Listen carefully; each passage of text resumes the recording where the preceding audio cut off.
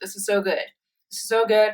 I'm not getting paid to tell you that this is good, but McDonald's, y'all hooked it up. Anyway, this is me kind of manifesting my journey, my life as an influencer or a brand ambassador, whether it's for McDonald's or whoever it is. I am ready and I want to take you guys on my journey. 2020, I made a pact, or I kind of put it out there, that I'm going to work on my personal branding. And that's what my focus was for 2020. I was working on my personal branding. I really put myself out there. I started telling people what I do. I started using the skills that I acquired from a 13-year-long journey in marketing, brand activations, consumer insights, and influencer management. And I was just like, you know what? I've got so much that I've learned and I'd love to share with others. Why don't I put myself out there and hope that, people will see what I've got to offer and would like to work with me? So that's how the journey began, the personal branding journey. 2021, though, is personal branding 2.0 for me, because I feel like with everything that I've come to know and I've been sharing with friends, with some of the mom influencers that I coach or manage in my mom influencer club. It's called My Tribe. I'll drop a link to our social pages below so that you can check it out if you are a mom in South Africa wanting to level up your influencer skills and learn more about the industry and how to get closer to brands. Then this is the tribe for you. So enough promo. Let's get back to what we're really here for today. Whether you have tons of experience in influencer marketing or you're just like starting out and maybe this year is the year for you where you're like, I want to try this influencer marketing thing out. I don't know where to begin. Welcome to the club. So my goal is to help people like yourself who want to be influencers, who want to get in with brands, and who want to learn how to speak the lingo and make sure that they're saying the right thing. So it does get a bit tricky. It's not as easy as it looks, because you need to understand how to position yourself. You need to understand how to approach brands, how to price. How much do I charge? I think that's one of the most popular questions that influencers ask. So step one, you need a media kit. I mean, there are people who are so influential and have done so well in their journeys that their work speaks for themselves, that they can refer and be referred without media kits. But the market is so saturated right now. Like, everyone wants to be an influencer, right? Yeah, including myself. But we all have influence in our own right. So I believe that as an entrepreneur, that's where my influence is. So a lot of my influence is in my work, how I do things and how I like to share my resources and things that I learned. So I had a conversation with myself and I thought, you know what? I know all these things about how to maneuver, how to put myself out there. I am open to learning more, of course, but we're in an age where we're all trying to get multiple streams of income, and I think I would be silly not to even try. If I don't get it right or if I don't land any really awesome brand deals, that's fine. I would be so happy to know that I gave myself a shot and I tried. So that's what I'm going to be doing this year. I'm going to be trying to find ways to do what I'm already doing and find the right brand partners. So to give you an example, and I hate to put them on the spot like this, I probably won't, I don't know if I'll get the deal, but one of the companies or brands I reached out to was PayFast. Why PayFast? Why would an influencer reach out to PayFast? I reached out to PayFast because I would like to do like a workshop series with them in 2021 where I get to collaborate with them and host online workshops, in-person workshops for entrepreneurs and influencers. As a very small entrepreneur or freelancer, it would be really nice to get backing from a big brand like that. So I've emailed them, they responded, they said, we're currently putting things together for the new year and we've got new people starting in our team and we'll get back, or let's rather touch base next year, Feb. So crossing fingers. So, I mean, even if they, for whatever reason, don't like my concept or don't want to work with me, I hope you understand or you can see the connection there. Why would someone like me want to work with PayFast? PayFast is a payment gate. I work with websites, branding people's brands. I work with people's brands, and that also comes with building websites for people. I design media kits. I set up media kit sessions for my clients where we sit down and we break down basically we go through their whole entire media kit. So it's not just a look and feel thing. Look and feel is very important because at the end of the day, first impressions count, right? When you send your media kit through to the brands that you'd like to work with, the first thing they get to kind of interact with is your media kit. And what they see is, okay, very neat, visually appealing, maybe we can take her seriously. And then they look at your rate card. If you do include your rate card in your media kit, look at your journey, look at what you want to achieve for your personal brand, look at the work that you're doing, and where do you want to go with this? How do you want to be seen with the work that you're doing, and which brands actually make sense for the journey that you're on? And it's not a matter of just taking whatever comes. I took a while to actually make this decision because I didn't want to just take whatever comes. I didn't want to just like post brands on my page for the sake of posting unless I'm really sharing something I enjoy in my day-to-day life. So I'm being very intentional about who I'm going to be approaching this year. Payfast is just an example, but it's just, look at the industry I'm in. I work with entrepreneurs. Who are the people or the key players in there? So brands like your telecommunications companies like Rain, they are a data provider. I've done work with them before. I've worked on a micro-influencer campaign for them. So I did like a whole pilot in 2019. So it would be really awesome to get to work with them again.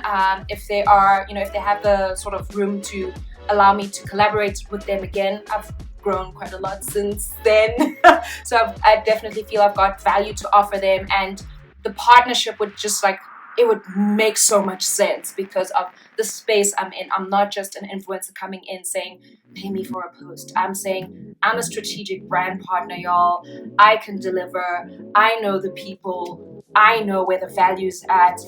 Yes, I'm not on 10,000 or 20,000 or 30,000 followers, but I have the right people. So it's not just numbers for the sake of numbers. I need the break. So if you are an aspiring influencer or even someone who's got tons of experience, because I am currently working with influencers that I never thought I would ever work with.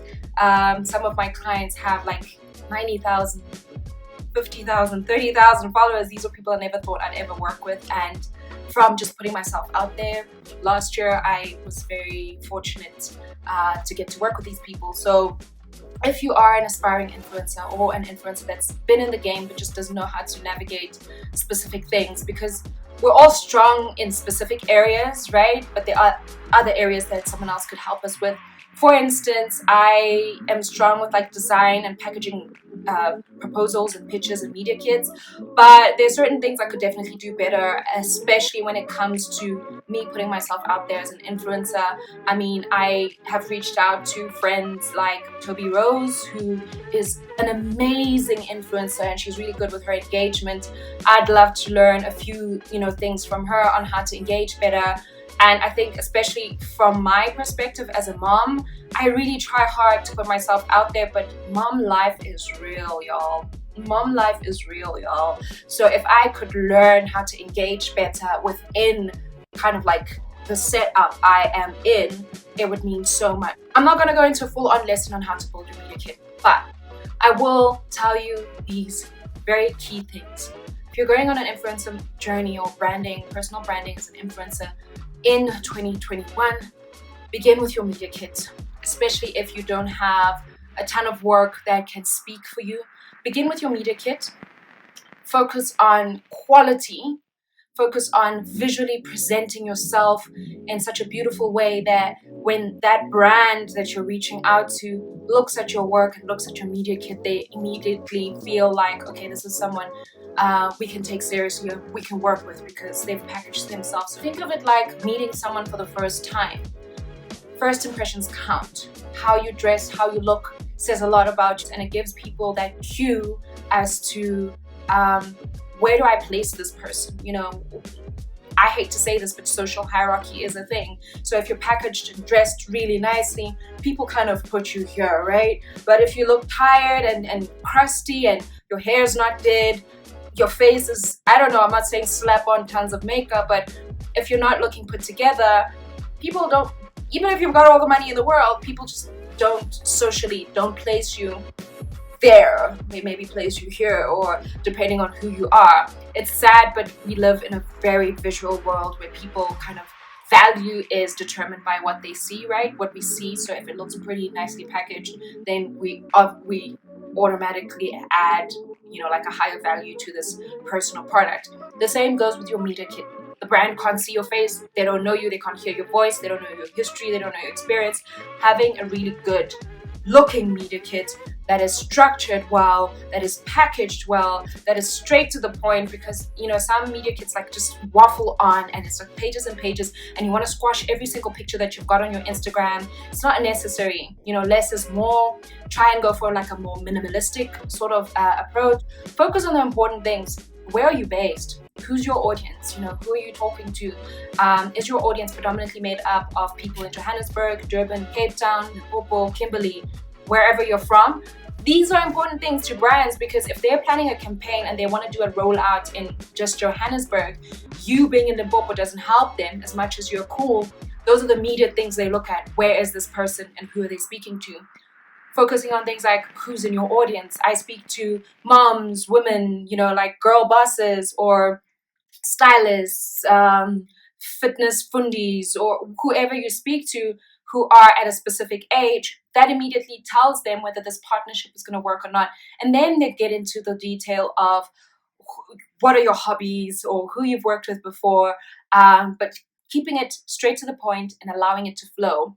I do assist influencers, as mentioned, with packaging their media kits. If you are interested in booking a session with me where I will help you design a professionally good-looking media kit, I design it and then we schedule a session where we do like a live build together. So you give me the brief of what you basically want to see in your media kit, your colors, your look and feel, the affiliations that you have. I go home or whatever, I sit at my desk and I put it together. We schedule a session and we sit and we go through the whole thing together, and we say, okay, take this out, put it in. So I love that live collab sort of experience. The live sessions have been amazing because you get straight to the point, and in most cases the clients are like, oh, I love the design, let's just get into the detail of what I'm saying about myself. I also help you with kind of packaging your rate card. We look at what are your strengths.